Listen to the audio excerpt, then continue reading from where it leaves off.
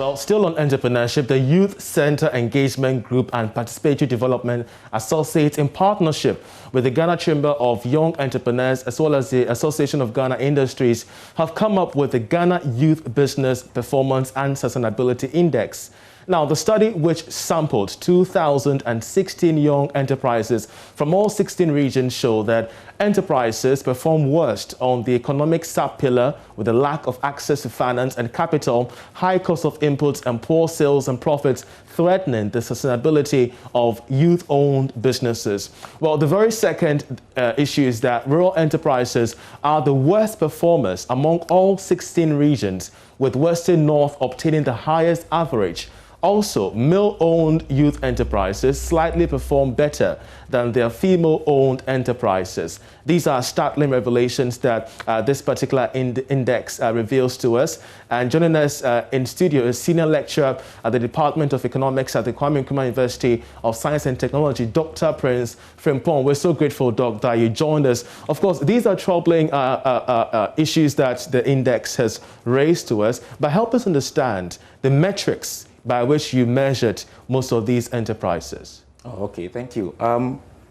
Basically, this index is anchored on 3 pillars. Okay. The social dimension, the economic dimension, and systems governing these enterprises. So for each of these sub-pillars, there are various indicators measuring them. Okay. So at each level, we weighted and normalized these, responses from these enterprises that we gathered, and then we aggregated it to a single index. Okay. So basically, it's anchored on these 3 pillars. Okay. Yeah. But of course, as we go through the details of the report, we get to understand the various threats that hamper the growth of youth-based enterprises. Lack of finance, lack of access to credit, issues regarding low sales profitability. But then we do know that government has a blueprint for most of these SMEs to thrive.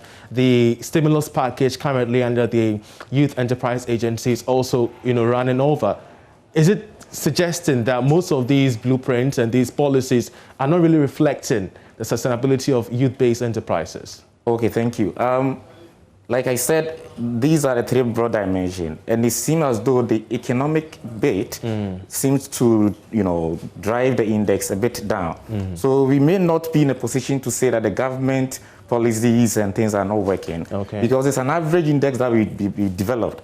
So if you check, some are doing well, and then some are not doing well at all. So the average is, more like suggesting that these businesses are moderately sustainable. It's not like they're not doing it at all. So probably with the more needed support, I'm sure that they can do better. And speaking of SMEs, Doc, we do know that 80% of them are the ones that often hold the backbone of employment within the country. Sure. So that with most of them being exposed to these challenges, what prospects lie when it comes to employment opportunities in the future? Okay, so with this index, the outlook basically is that if you check information in particular, many of them indicated that they don't know, they are not even aware of some of the information to access, to credit, and then also a lot of that. So if you're able to more or less sustain or deepen the information flow, they may be able to get the areas or where the quarters where they can really get. Again, we can talk of the space, their rental spaces. Many of them were temporarily located. Consequently, to sustain these businesses, I believe that if we're able to afford or provide these businesses with some permanent space at an affordable cost, right? It will make them more viable and sustainable. Great. Well, let's cross over to Zoom now, because we're joined there by Dr. Sharif Ghali of the Chamber of Young Entrepreneurs, Ghana, and of course, together with a different partner with the research there. Gentlemen, we're so grateful that you joined us. Let me start off with you, Dr. Ghali. You have been at the forefront of linking entrepreneurs to productive avenues just to protect them from the impacts of the pandemic. What about this index report shocks the chamber? All right, thank you very much, Charles. I hope that my internet is good. I am not at my usual. Well, it's clear. It's clear. It's clear. Thank you very much. So yes, Charles, this report, the YB, the Youth Business Performance Index, it comes in twofold. It's not a shock, and it also comes as an opportunity. So let's say it comes in a shock and also an opportunity. Why do we say it's a shock? Because there are certain things that this report has unearthed in that even though we are on the space, trying our best to be able to promote youth entrepreneurship, link them to support, you would realize that there are so many things that we didn't actually look at. Okay. For example, getting to understand that the rural businesses are not performing well in certain regions when you would think that they should rather even be doing better. So these and many are some of the things you can call a shock. But in the event of an opportunity, this report has come to open our eye more so that when we are doing our youth entrepreneurship programming, we can be able to channel the programs to where exactly they are needed. I can make mention of, yes, on the rural entrepreneurship. Now I know that, okay, in this region, this is what they are lacking. We shouldn't be doing everything here. I have to move this project to this region. We need to move this project to this region. And even on the basis of the industry, or you can call them sectors, you will know that this sector, this report will tell you that this sector is, this region is doing well in this sector. Okay. This region is doing well in this sector as far as the youth is concerned. So it comes in twofold. A shock, it comes as a shock and also as an opportunity. Let me also bring in Adam Agbe with the Participatory Development Associate. Adam, of course, you've also gone through this particular index. You partnered in making this come. What other revelations are we missing out of this index? Yeah, thank you. I think one interesting thing that we found with this index is that we noticed that youth businesses that are registered seem to be performing more than those that are not registered.